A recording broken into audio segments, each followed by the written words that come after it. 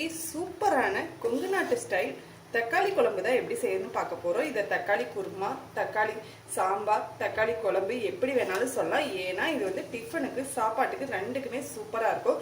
கண்டிப்பாக ட்ரை பண்ணி பாருங்கள். டேஸ்ட் வைஸ் நல்லாயிருக்கும். நீங்கள் காலையில் செஞ்சிட்டிங்க அப்படின்னா லஞ்சுக்குமே கண்டிப்பாக யூஸ் பண்ணிக்கலாம். வாங்க எப்படி செய்யணும்னு பார்க்கலாம். தக்காளி குருமாவுக்கு ஃபஸ்ட்டு வந்து கடாயில் ஆயில் சேர்த்துக்கலாம்.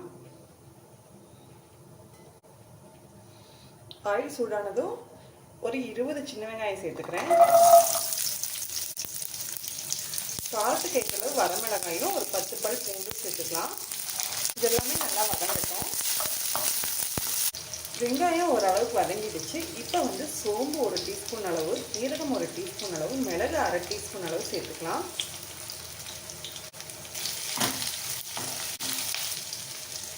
கூடவே 4 நார்மல் சைஸ் தக்காளி வந்து கட் பண்ணி வச்சுருக்கேன். இதையும் சேர்த்துக்கலாம்.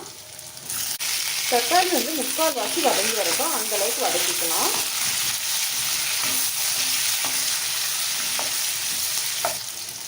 தக்காளி ஓரளவு வதங்கிடுச்சு. இப்போ மல்லித்தூள் வந்து ஒரு டீஸ்பூன் அளவு சேர்த்துக்கலாம். மஞ்சள் தூள் வந்து அரை டீஸ்பூன் அளவு சேர்த்துக்கிறேன். கால் மூடி அளவு தேங்காய் துருவி வச்சுருக்கேன். இதையும் சேர்த்து வதக்கிக்கலாம். இப்போ அடுப்பை ஆஃப் பண்ணிவிட்டு அந்த ஹீட்லேயே வதக்கிக்கலாம்.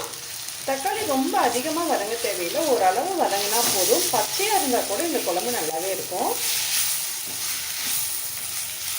இது எல்லாமே நல்லா ஆற விட்டுட்டு ஒரு மிக்ஸி ஜாரில் மாற்றி அரைச்சி எடுத்துக்கலாம். வதக்கிட்டு மசாலா வந்து அரைச்சி எடுத்தாச்சு. கொஞ்சம் தண்ணி விட்டு அரைச்சி எடுத்துருக்கேன். அதே கடாயில் ஆயில் சேர்த்துக்கலாம். இது தாளிக்கிறதுக்காக. ஆயில் சூடானதுமே அரை டீஸ்பூன் அளவு கடுகு சேர்த்துக்கிறேன். கடலைப்பருப்பு அரை டீஸ்பூன் அளவு, உளுந்து பருப்பு அரை டீஸ்பூன் அளவு சேர்த்துக்கிறேன்.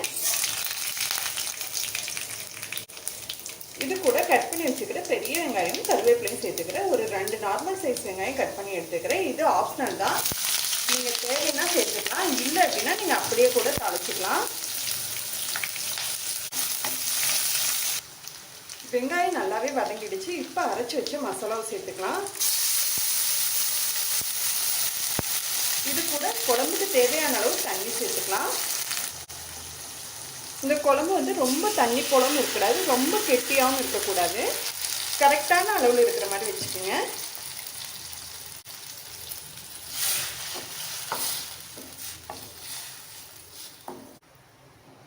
இதுக்கு தேவையான அளவு உப்பு சேர்த்துக்கலாம்.